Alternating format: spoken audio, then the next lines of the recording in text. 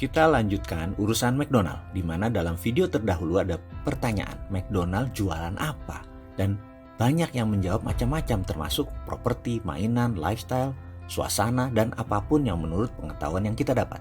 Namun ketika kita copy, meniru membuat sesuatu yang sama dan kita buat sama persis apa yang kita pahami tentang McDonald, apa yang terjadi? Kita meragukan hasilnya. Apakah nanti akan banyak yang ngantri atau yang membeli produk kita? Lalu di ujung video tersebut ada pernyataan bahwa selanjutnya saya akan mengupas dari sisi psikologi karena pembelian dan bisnis adalah masalah psikologi. Psikologinya yang kita bahas adalah behavioral analysis. Agak rumit menjelaskan bisnis sampai menyentuh banyak bidang termasuk psikologi. Benar, manusia dalam mengambil keputusan akan salah kalau kita menganggap menggunakan rasional atau logic thinking. Ternyata sedikit unsur rasionalnya, bahkan terkadang sepenuhnya keputusannya irasional atau emosi.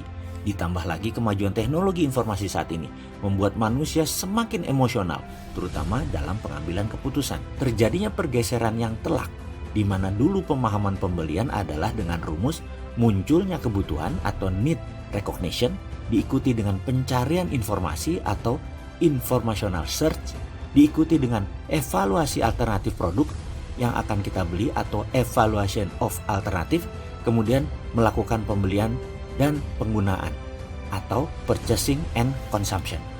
Fakta sebenarnya, kenyataan terbanyak pada saat Anda ke Senayan City, di mana niatnya mau membeli celana jeans dan minyak wangi, ternyata proses belanja tidak semulus logika kita sewaktu berangkat di awalnya.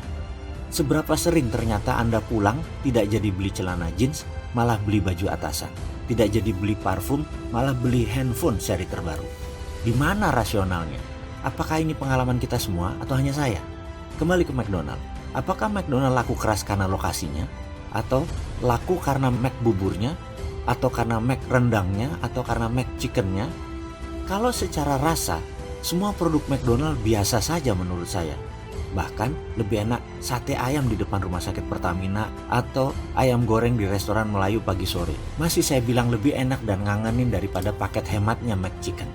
Atau kita tambah satu lagi deh bisnisnya, Starbucks. Starbucks sukses di dunia dan menjadi darlingnya di Wall Street hingga saat ini. Apa karena frappuccino? Apa karena mochaccino? Atau karena green tea latte-nya?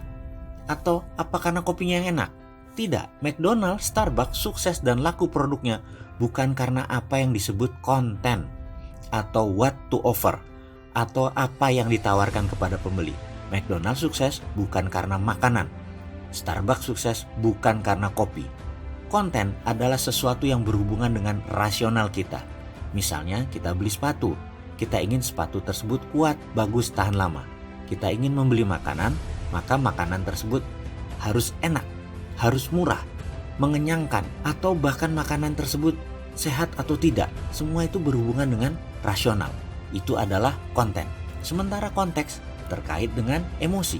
Kalau kita bicara emosi cenderung tidak rasional. Fanatisme misalnya karena emosi, bukan karena pemikiran rasional.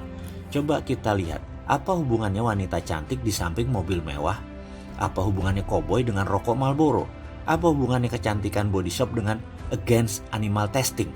Sekilas memang gak nyambung, tapi itulah konteks, itulah emosi.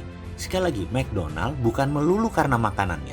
Starbucks, Subway, Chipotle, sekali lagi bukan karena makanannya atau minumannya. Merek-merek besar tersebut menjadi besar sejak day one karena konsep konteksnya. Konteks adalah how to offer. How, bagaimana cara Anda menawarkan produk. Jauh lebih penting daripada apa yang Anda tawarkan kepada pelanggan Anda. McDonald's sukses karena konsep service, cleanliness, dan family value-nya. Keramahan kepada anak-anak, tersedianya tempat mainan, termasuk event-event di saat hari khusus seperti ulang tahun dan pesta anak lainnya. Semua tersedia. Merchandise anak-anak, The Toy Stories, Hello Kitty, Moana, dan banyak lagi lainnya mempertahankan citra atmosfer restoran yang fun dan friendly. Itu semua adalah konteks, itu semua adalah emosi. Sekali lagi, dari sisi yang lain saat ini konten saja tidak cukup. Untuk memenangkan kompetisi bisnis harus masuk ke emosi, ke konteks.